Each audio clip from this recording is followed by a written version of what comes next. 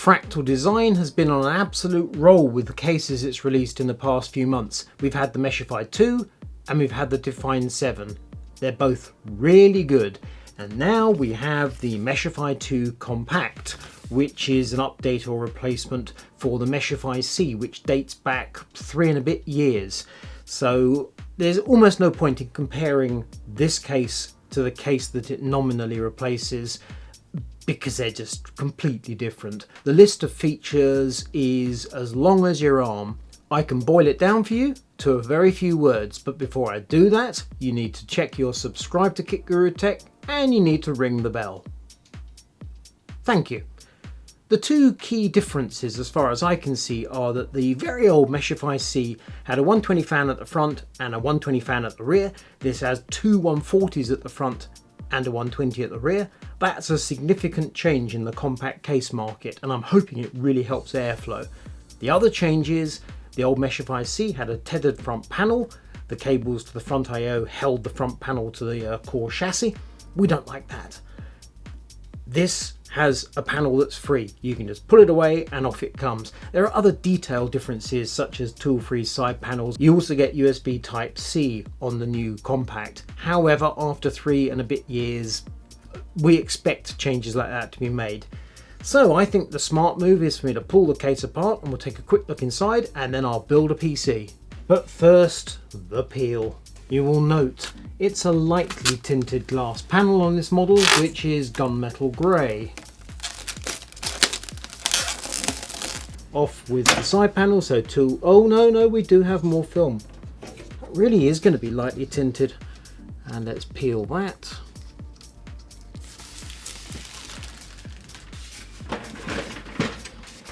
And the rear panel, also tool free. Moderately flexy steel, zero noise deadening. This is looking like a cross between Fractal's recent cases and that Corsair 4000D that we saw quite recently. The mesh panel hinges open, and there we have a filter that we can unclip.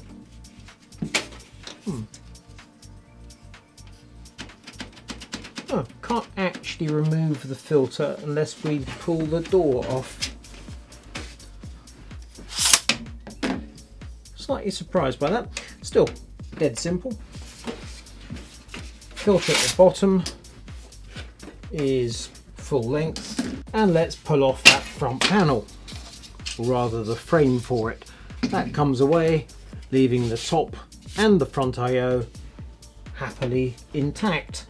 Around the back we've got cable guides, and then we've got a couple of drive bays in a tower of 2. Those sleds are familiar.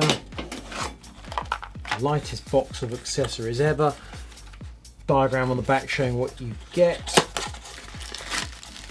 which is a cleaning cloth and some screws.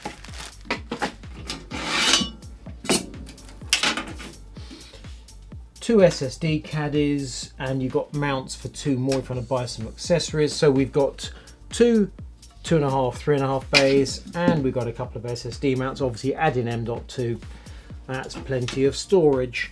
Power supply shroud is fixed in place. Power supply might go in there, doubt it.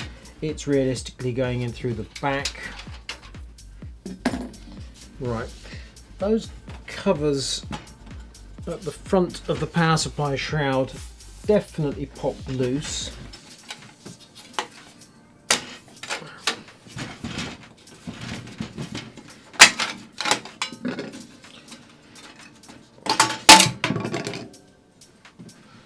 And that means that if we release the drive cage, which is 1, 2, 3, 4 screws that are all readily accessible, that we can then lift that drive cage up and out to open up the floor of the case.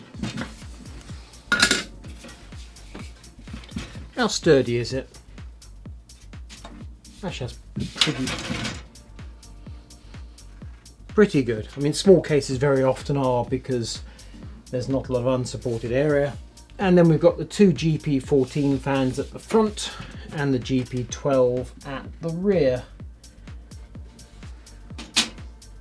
That looks all right. I have a choice of liquid coolers for this build. I've got a 240 and a 280, as you can see. I could put the 280 in the front or the 240 in the front. I could put the 240 in the roof, but not the 280 in the roof. 140 fans in the roof, but not radiators. And what's the best thing to do?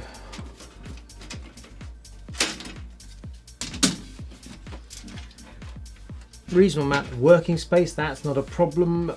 Realistically, I think I'm going to put the 140 fans in the front, move them into the roof for exhaust, and then put the 280 cooler in the front. And to create the space for the 280 rad at the front, it's easiest just to simply take that drive cage out in its entirety rather than try moving it around. So drive cage out, fans in roof, 280 in front. Seems like a plan. Build montage.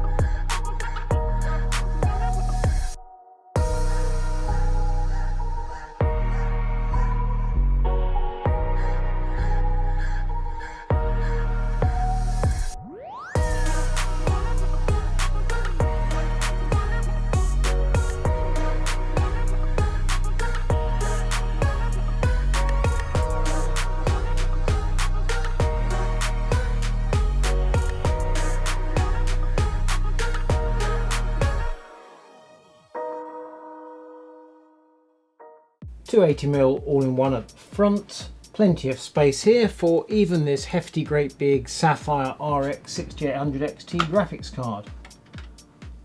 Look at that. Comfortable.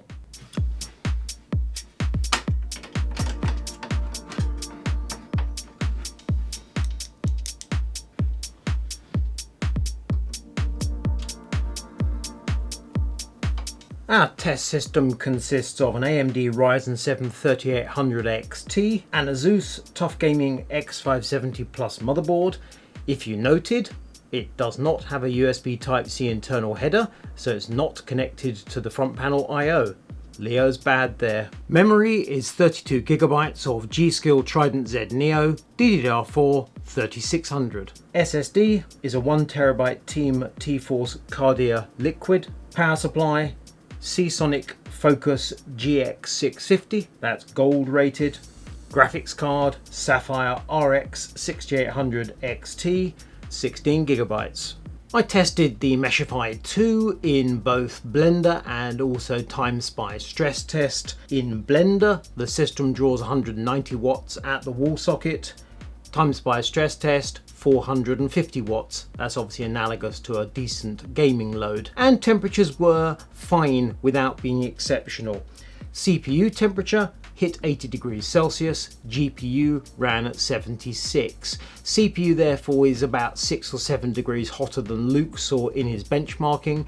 This is clearly a compact chassis, and the temperature's all right. I haven't got a problem with it. Having said that, Fractal has, as you saw, that double stacking of the mesh and the filter. You can pull out the filter element if you want. Personally, I wouldn't bother.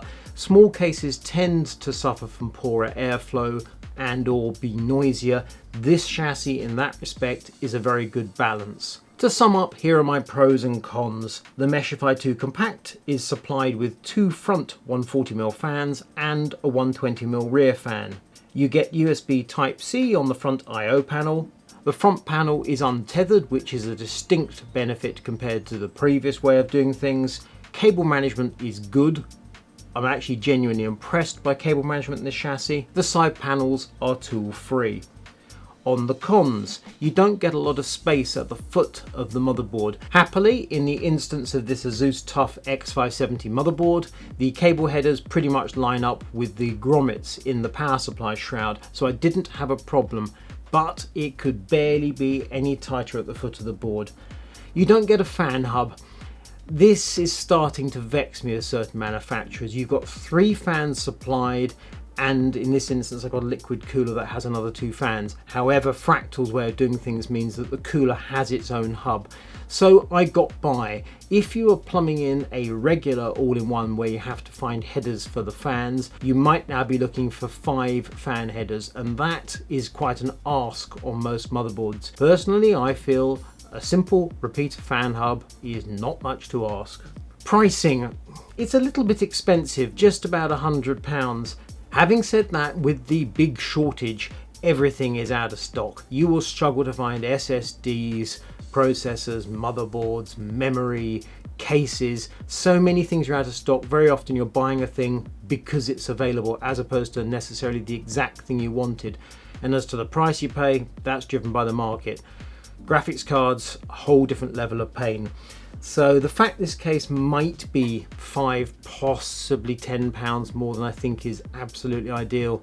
Very hard to argue in this day and age. Nonetheless, I'm marking it down as a negative just to kind of say it'd be nice if it was priced towards £80, but it's not, and hey ho. And cooling is nothing special. It's not bad. Small cases often suffer. It's done the job. I'm pleased, but nonetheless, cooling is not brilliant. It's merely passable. Overall, however, the Meshify 2 Compact, it's a good little case. Personally, I prefer its bigger brothers, but I can see that system integrators are going to go for this case all day long.